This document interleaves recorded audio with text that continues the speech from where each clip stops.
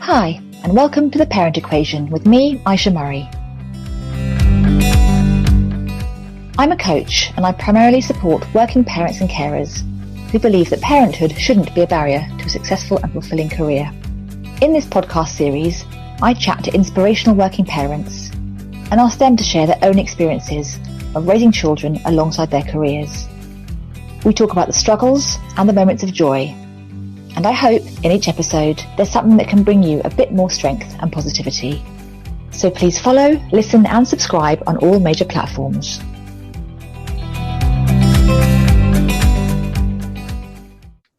So welcome to this week's episode of The Parent Equation. I'm really happy to be joined today by Lisa Sampson.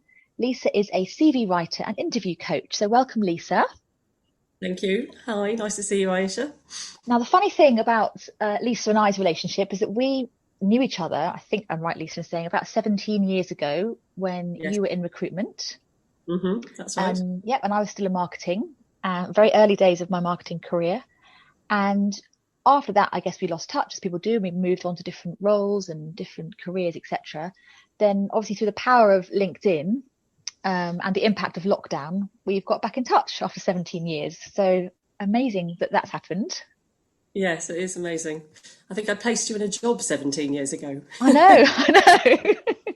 And I think you have far better memory than I do. But I think, yes, you definitely did. It's just so funny how life moves on. And obviously since then, we've both had families since then. So last week we talked about obviously coming onto the podcast because life now is very different as it was 17 years ago. So I'm really happy to have you on to share your story with us. So thank you. No problem at all. Thanks for having me. Do you want to start just by giving us a brief outline about your parenting journey and where it started and how it may be interlinked with your career and where you are now? For sure. So I had my first child, she's 13 now, when I was working for the same business, direct recruitment, that I was working with when I met you. I'd worked for them for about 7 years, which was quite good to have some sort of continuity. As it happened, we had to use a donor sperm process. So that's how the journey started. And I was very well supported in the business I worked in at the time. And after that, I went back and worked there 4 days a week, which was great. I have to say, as a working parent, sort of the option to work part-time has been very useful to me in terms of just enabling to do everything that is required to be done. And we then had a second child whilst I was in that same role. She is now 9. And I carried on working for that business for up until 2016, at which point I felt like it was time to do something slightly different. My husband died 2 weeks after my second child was born, our second child, and that kind of focused me to think that life is too short and you need to go and do some fun stuff. I've been hatching a plan to go and take up some kind of grown-up gap year, which eventually I came to the conclusion that I was going to go and live in Spain and learn Spanish. So I went there in 2016, lived there for 1.5 years in the end, and then came back really for my older child to get into secondary school. And when I came back, the business I'd worked for previously had been bought by some previous colleagues who asked me if I'd want to come and work for them on a flexibly working basis. So working from home some of the time, meeting up some of the time, which obviously enables me to fit my working life around the kids, etc. So I was doing that up until early this year, and clearly in March, recruitment changed emotionally, it's fair to say. So I have been looking at really capitalising on skills that I've gained over the last 20 years in recruitment, and looking at how I can use those skills in slightly different ways. Hence, I've been moved into CV writing and interview coaching. Okay. And if you don't mind, I don't know if I don't want to sort of pry too much, but if we go back to obviously when your husband sadly passed away, Was that something that you were expecting, or was that a shock? I'm just interested. I suppose I wanted to understand maybe more about the process you went through with the kids, etc. after that happened. Well, probably the answer is yes to both of those. It was expected and it was a shock. He had been diagnosed with a terminal brain tumour about 2 years previously, maybe 18, 20 months previously. And we knew from the beginning that it was terminal and serious. But he responded really well to the first load of treatments. And so we kind of just maintained optimism that he would be all right. Yeah. So try and keep positive that way, really. But in answer to the second question, it was still a shock when he died. Yeah, of course. No matter how near how much you, I guess, intellectually know that it should happen, emotionally, that it may happen, emotionally, it's trying to focus on the fact that it might not happen. So after that happened, because you then made, I think, a very brave decision to move country with your 2 children. So how long? I suppose what spurred that thought on? Because it is, I think, quite a brave step to do something like that on your own and following such a process of grieving. Well, it was about, I think Maya was she would have been 5.5 when we moved, so it was 5 years after. Right. Okay. I think the seed had been planted around about that time. Funnily enough, when he died, both my brother and his brother were living abroad, one in Africa, one in Dubai. And initially I kind of thought, well, maybe I should try and get a job near them and just, why am I staying in London now? Let's go and do something a bit different. And obviously it took a while with 2 young children, especially the baby, to kind of work, to get myself together, I guess. And also just to sort of work out what I thought I might want to do. So, yeah. And you were working then as well, presumably, when this all happened, you were still working? Well, I was on maternity leave when he died. Oh, okay. But I had been working prior to that. And I was very, very lucky that my work were very supportive and I was able to work from home when I needed to be at home and things like that from time to time.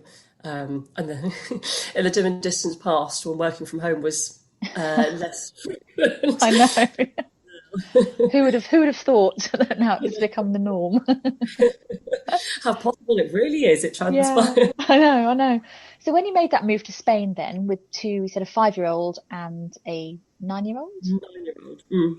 I mean, going on holiday with 2 children on a plane can be hectic enough.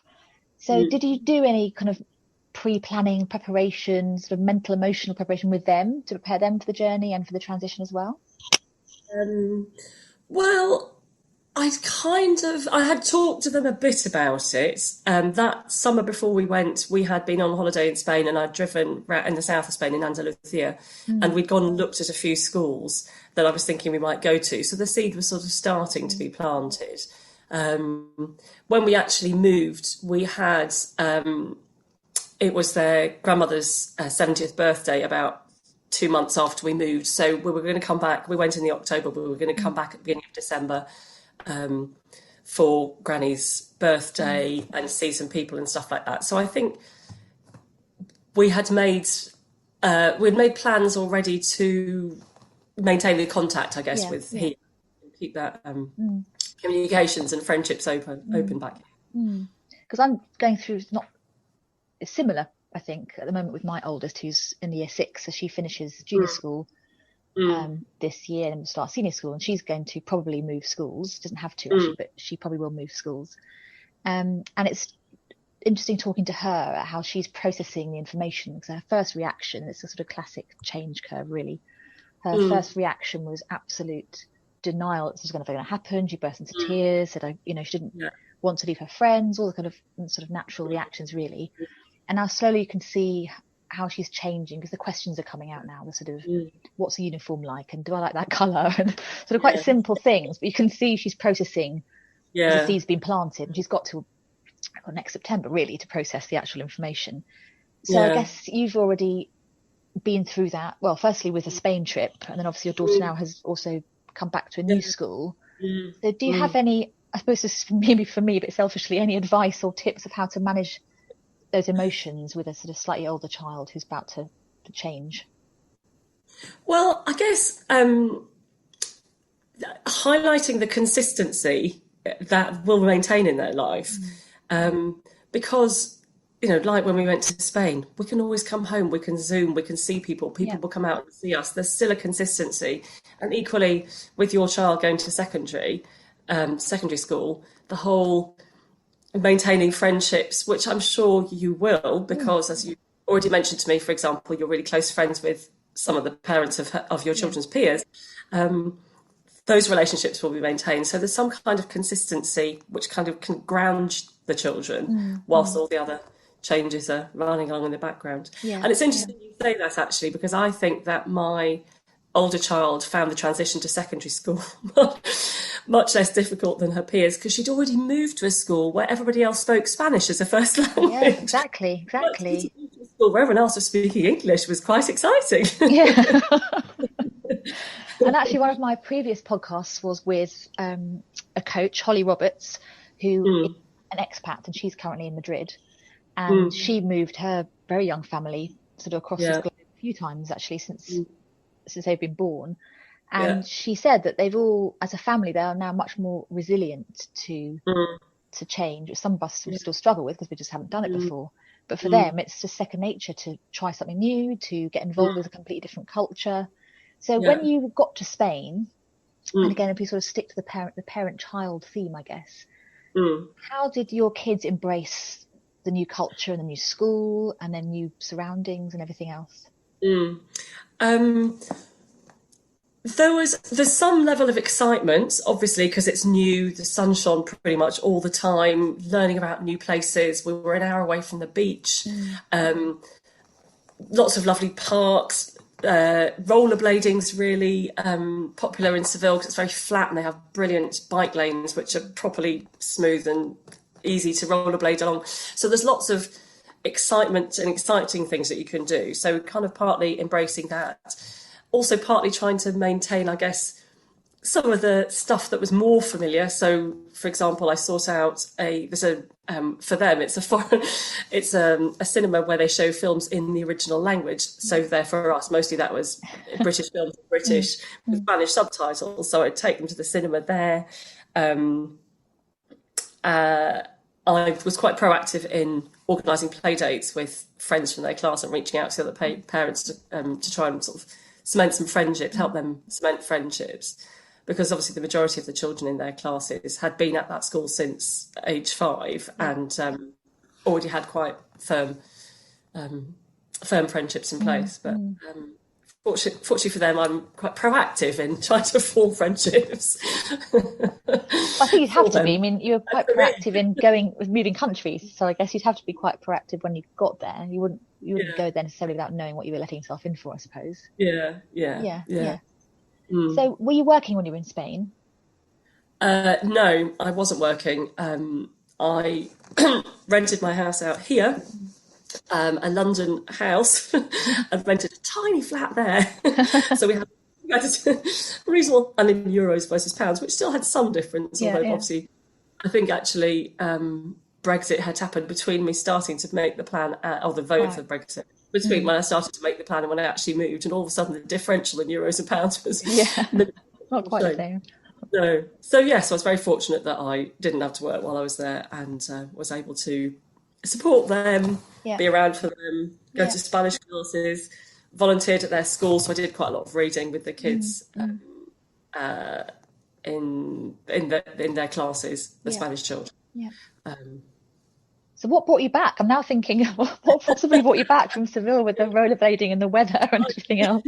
A very good question. I guess secondary schools, really. And I think the kids did love it while we were there, and they do look back fondly, but I think they really felt that they were happier here. It is hard living somewhere where your language is not the first language. And, of course, there's an argument the other way. Had we stayed for another year or two, of course they would have been fluent. And that is a shame. But in the town that we lived in, I think the the secondary schools didn't offer the variety of schools that you get in many of the London inner cities, or the variety of lessons and subjects that you would get here. In particular, things like music and drama, which my older child is particularly interested in. So that's what brought us back in the end.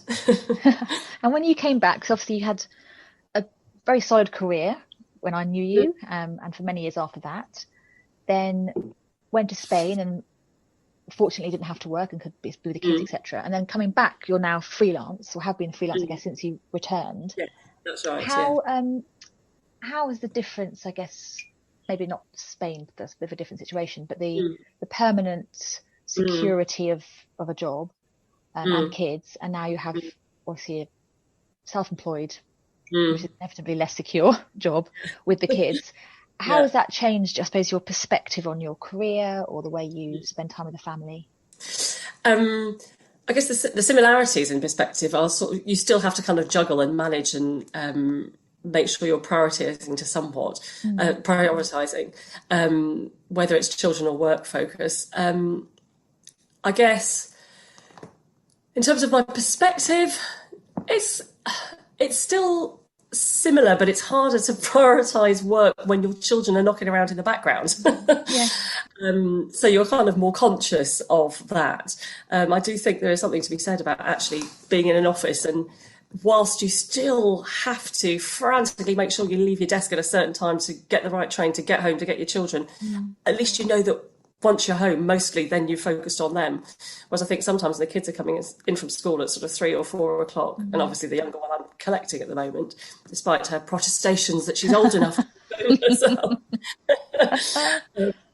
Your day's sort of divided up somewhat more, so sort of trying to focus between when the kids finish and when I finish is more of a challenge, it's fair to say.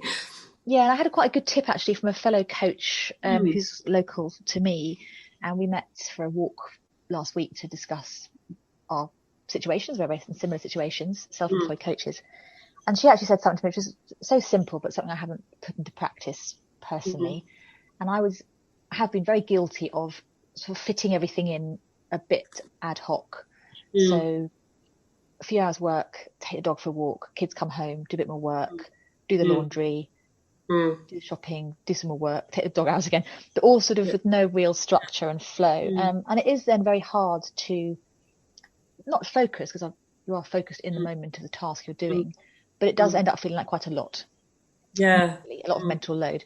And she said, you just need to timetable it because you're at work, just timetable it. So she has 2 days a week off when her child's not at preschool, and those are her days off 100%, and she doesn't even look at her work.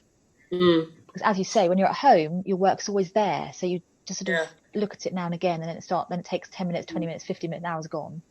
So she's very strict about the days off she has, and her laptop goes away from a work perspective. Then the days she is working, she has a proper routine and timetables the day, and she also has a dog. So morning work is these hours, walking the dog, having lunch, doing is these hours, and then picking up the kids is these hours. And she just said it makes a huge difference again to your mental, I suppose, your ability to cope with everything that you have to juggle, really. So I promised myself, January, I'm going to start that properly. Makes absolute sense. I do know what you mean. And I think the other thing that's interesting that you said, I mean, I work in my kitchen, which is also where everything happens really in our home. We make tea when the kids come in from school and have a snack and have our dinner and cook. And that actually taking the laptop out of the room is just so important. So it's out the way, it's not looked at, and I'm also enabling you to focus on your children, because that whole "Mummy, you're not paying attention" is not the greatest parenting technique ever. No, and it's so easy to do. So as you say, maybe remove the device entirely is the best way forward. I think sadly, because obviously as of today, so that'll give away the date of this recording, we're back in tier 3 in London, or put into tier 3 in London. Because prior to that, I think something that was so important was for people to, if you were working from home, is to go to a coffee shop with your laptop. And obviously a lot of restaurants and coffee shops are promoting, please come and use our Wi-Fi and work here. Because just to get a change of scenery and have some time away from your home and open those 4 walls would be so important. So temporarily not possible, but hopefully January that might get back to normal. Yeah. So in your current role as sort of CV writer and interview coach, I suppose it's quite interesting to hear your views on, as you said already, the recruitment industry now has changed dramatically since March. Obviously, when I look at LinkedIn, the amount of people who are now looking for work or being made redundant or furloughed is just ever increasing by the day. So what have you seen, I suppose, coming from a sort of expert recruitment perspective? What have you seen change in the last 6 months? I would say that, as you say, just a hugely increased competition. I mean, it is much harder to get standouts when there are so many people looking for work, when there are so many people looking for work, and there are a lot of people looking for work at the moment. As you say, it's very much reflected on LinkedIn in terms of people's availability. Competition's much stronger, therefore, and I think there are sectors that are particularly having hit. Well, of course, there are sectors that have been particularly hit badly. So yeah, it's hard out there at the moment. So what would you advise someone? I think a lot of people I've seen, I suppose more my peers, who've potentially had fairly secure jobs for a number of years, and maybe aren't used to having to interview as much as they are now, or not used to having to send out their CV as much as they are now. And as I said, the competition is far greater. Do you have any kind of top recruitment tips for how to approach that and keep yourself sane? Well, I mean, it is keeping positive and sane is the sort of most fundamental thing. I would say, going back to the timetabling thing, what I have found with some people, which has worked quite well for them, is to focus a chunk of the day, like say, right, whenever you work best, I'm going to sit down at 9 o'clock, I'm going to spend 3 hours, I'm going to apply for the roles, then I'm going to go out for my lunch, I'm going to go for a run, take the dog for a walk, and then I'm going to do some other stuff, whether that's focusing an hour, tweaking my LinkedIn profile, or reaching out to making new contacts, or reading some stuff that's around, some relevant background reading for the sector in which I work, that sort of stuff, to try and keep up to date with trends and all that sort of thing. I think it's probably, you can't spend 8 hours a day applying for jobs if you are out of work. So it is just focusing, right, what can I do, and making sure you focus on those. How much can I do, and maintain focus and remain positive, and then find some other things to do that will enable me to keep positive. It is really hard. It is hard to do. It is tough. And I think you're right in the connections element. So again, something that I've sort of advocated with people is, and this is genuine connections, obviously, not just sort of connecting with as many people as you can on LinkedIn sort of sporadically, but actually thinking about who can I really connect with, really talk to, really share information with, who can I add value to, and who can add value back to me. And then, as you say, reaching out to those people in a really genuine way and actually having a conversation with them. I think you find actually when you do speak to people genuinely and authentically and sort of face to face, then people open doors for you that you didn't realise were even there, I think. And we're all human fundamentally. And I think everyone, it's pretty fair to say, everyone at the moment is understanding of the fact that there are a lot of people in quite difficult situations, and that those who aren't in a difficult situation feel remarkably fortunate, and therefore supportive. I think in some ways that's been a positive outcome of all of this. Yeah, I think I definitely have seen a lot more kindness. There wasn't a lack of kindness before, but a lot more kindness on some of these sort of more work-related platforms than before. As you say, people who are still fortunately in a job do want to help those who aren't, and want to try and open doors and support each other. So that, as you say, one positive that's come out of this last year or so. So yeah. I was going to say, and another thing I do think is positive about it is the ability, from people to be able to work from home. I mean, obviously, a lot of people feel like, I think, they would quite like a balance moving forward, sometime in the office and sometime working from home, whereas previously they've not been allowed to do that at all. But also, I think, an awareness that people do have lives outside work. Again, as we've talked about previously, children running into your Zoom call, or cat wandering off, or the Amazon delivery arriving in the middle of those sorts of things. people do have lives outside work. I mean, there's obviously a balance in how you want to manage that, but I think it's good for everyone to remember that we are all human beings with lives outside our professional lives as well. I think, again, you've probably got a more expert view on this, but certainly previously, when I was back in the corporate world, you would certainly encounter people who were mistrustful of working from home and believe that people couldn't possibly work in a full day's work because they'd get distracted, etc. And actually now has proved quite the opposite, that everybody I know who's working from home is probably giving double the time, double the hours that they were when they were in the office. And I think, as you said, your company previously was very flexible with your childcare arrangements. That was sort of 15, 16, 17 years ago. Do you think then, or are you hopeful then, that when life does return to normal, that more companies will be more open to longer term flexibility? I don't know, because I think I would hope so, but I'm not sure. I think people might be open to working from home. Working flexibly, yes, in terms of working from home and being in the office, and maybe kind of understanding that. I think I really, really do hope that quite a lot of the presenteeism expectations are sort of changing.